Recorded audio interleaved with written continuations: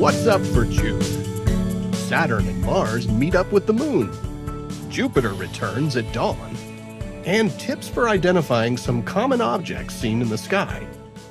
On June 2nd, in the hour before sunrise, reddish Mars hangs beneath the crescent moon. Find the pair low in the east with Saturn lurking nearby.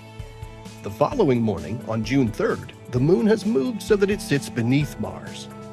During the last week of June, giant Jupiter reemerges as a morning planet, after passing behind the sun from our point of view on Earth over the past couple of months.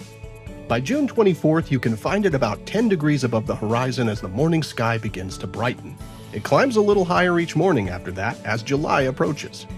Then on June 27th, look for the moon with Saturn. The pair rise around midnight, and by dawn you'll find them high in the southern sky. They appear super close together this morning, close enough to appear in the same field of view through binoculars. When you spot bright or moving objects in the night sky, it might not be immediately clear what you're looking at. Is that a planet or just a bright star? Is it a satellite or maybe just an airplane? Here are a few quick tips on how to tell the difference. First, there are 5 planets that are easily observed with the unaided eye.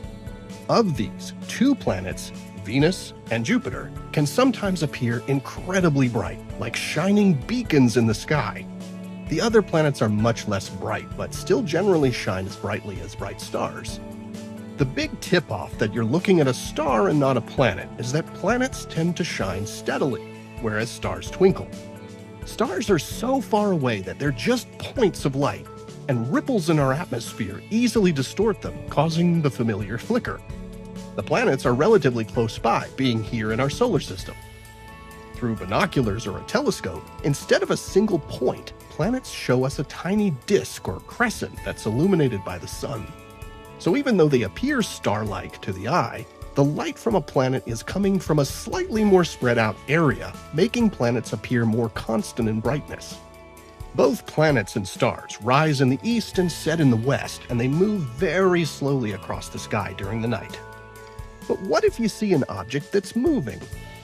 Distant aircraft are usually pretty easy to identify because they follow a slow, steady path that's straight or gently curving.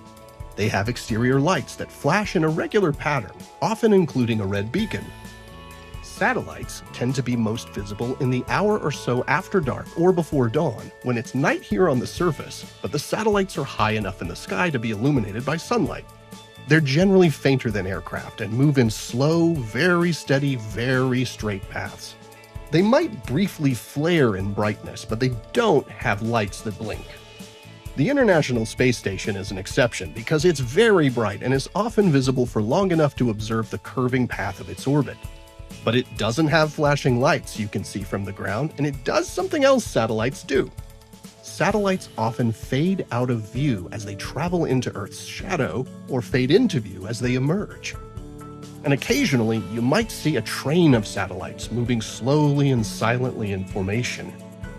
One other sight that's sometimes confusing is rocket launches that happen soon after sunset or before sunrise.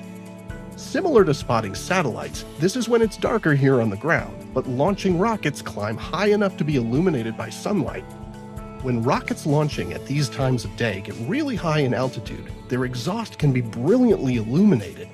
And sometimes you might even see spiral or circular shapes that slowly grow and then dissipate as a spent rocket stage empties its propellant into space. With so much to see in the night sky, it's helpful to be familiar with some of these common sights so that you can get on with your sky watching and investigate whatever mysteries and wonders you're in search of. Here are the phases of the moon for June. Stay up to date on NASA's missions exploring the solar system and beyond at science.nasa.gov. I'm Preston Dykes from NASA's Jet Propulsion Laboratory, and that's what's up for this month.